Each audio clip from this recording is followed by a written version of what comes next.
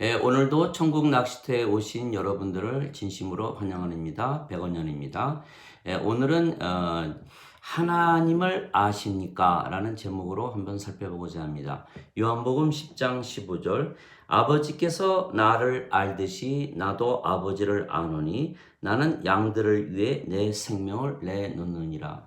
아버지께서 예수님을 아시고 예수님께서 아버지를 아신다 이렇게 말씀하셨죠.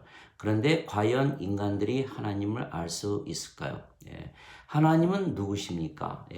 모세가 출애굽 하기 전에 딸기나무 밑에서 하나님을 만나셔서 당신은 누구십니까? 이렇게 물어봤죠.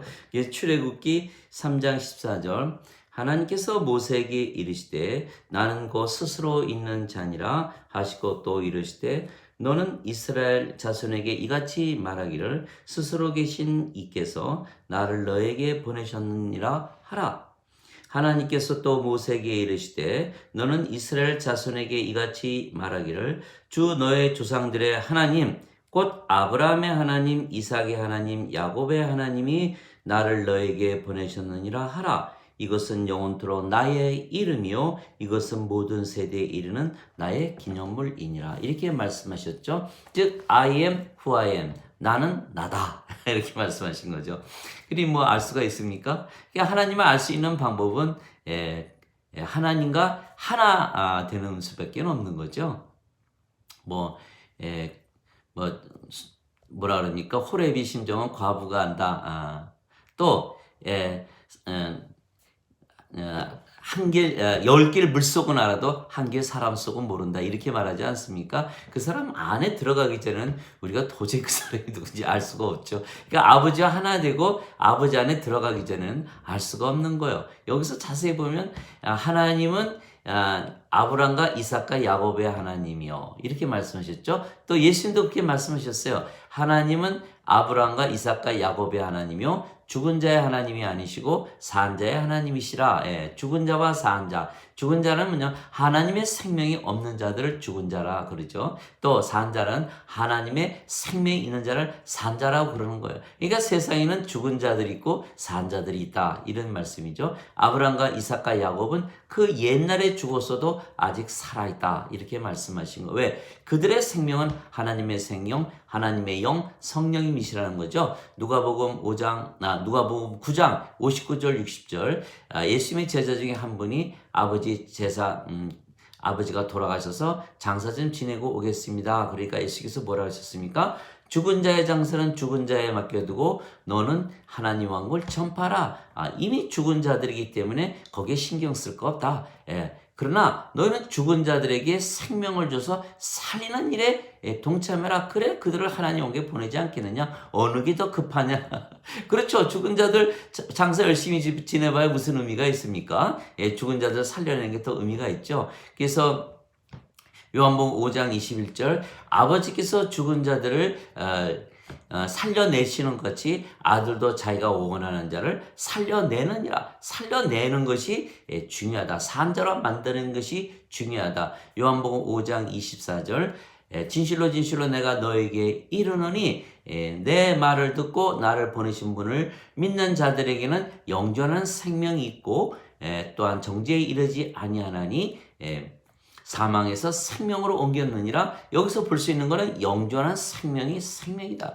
영원한 생명은 죽지 않는 생명, 영원히 사는 생명, 죽음을 맛보지 않는 생명. 요한복음 8장 51절 내 말을 지키는 자는 영원히 죽음을 보지 아니하리라. 죽음을 맛보지도 아니하리라. 영을 말씀하시는 거죠. 성령님. 그래서 요한복음 5장 25절 진실로 진실로 내가 너희에게 이르노니 죽은 자들이 하나님 아들의 음성을 들을 때가 오나니 바로 지금이라. 듣는 자들은 살리라.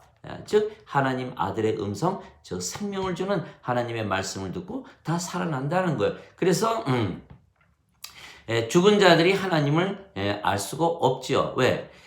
하나님께서 창조 때 아담을 만드시고 땅의 먼지로 아담을 지으시고 생명의 숨을 콧구멍에 불어넣었더니 살아있는 혼이 되었더라. 즉 그 당시에 하나님의 생명이 바로 성령이었다는 것이죠. 욥기 33장 4절에 보면 하나님의 영께서 나를 만드셨고 하나님의 전능자의 숨이 내 생명이 되었느니라. 시편 33편 6절에 보면 하나님께서 하나님의 숨으로 하늘나라에 군대를 만드셨느니라 이렇게 말씀하신 거예요. 즉 하나님의 숨이 바로 생명이었던 거죠.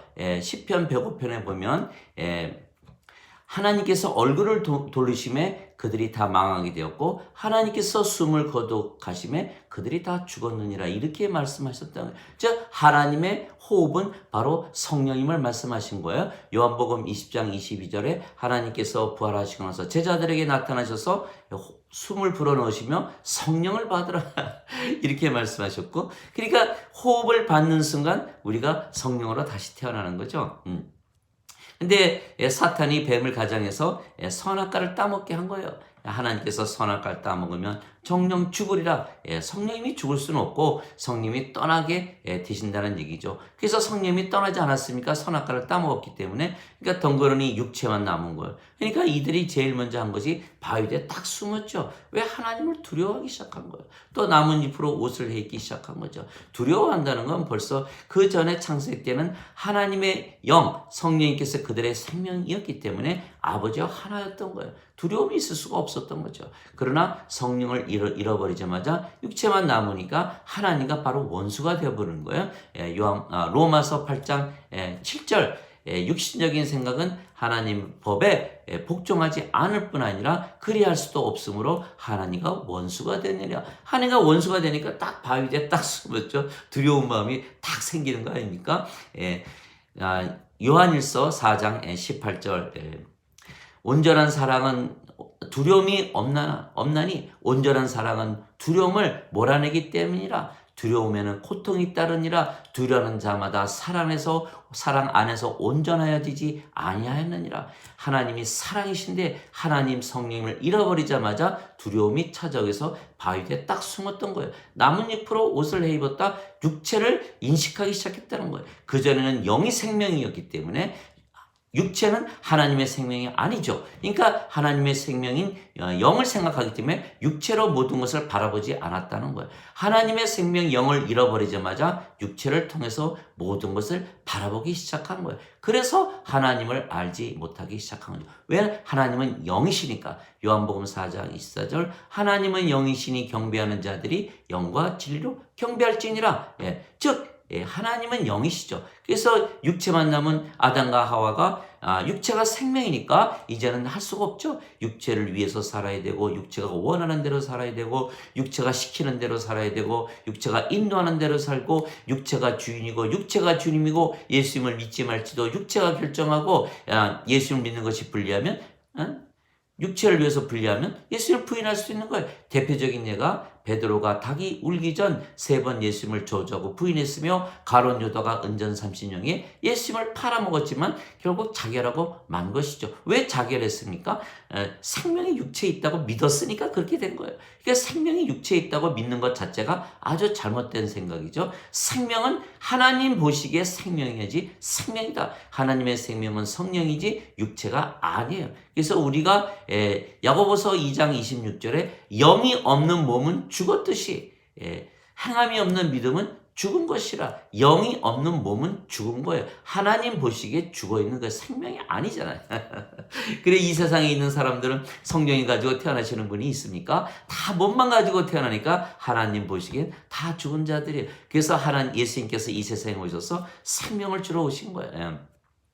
그러나 우리는 예수님의 그 생명 주신 걸 다 받아들였으니까 성령님을 위해서 살고 성령께서 원하시는 대로 살고 성령께서 시키는 대로 살고 성령께서 인도하시는 대로 살고 성령님이 주인이시고 주님이시고 그래서 예수님을 주라 부르는 거예요. 고린도전서 12장 3절 성령님으로 말미암지 아니하고서는 예수님을 주라 할 수 없느니라. 그래서 우리는 모든 것을 성령님을 통해서 보고 인간들은 육체를 통해서 본다는 거예요. 육체를 통해서 봐서는 하나님을 알 수가 없는 거죠. 그래서 에베소서 1장 17절에 예수 그리스도의 하나님 즉 거룩하신 아버지께서 지혜의 영과 계시의 영을 너에게 주사 그분을 알게 하시니 누구를 알게 하신다? 예수님을 알게 하신다는 거예요. 예수님은 바로 영이시기 때문이에요.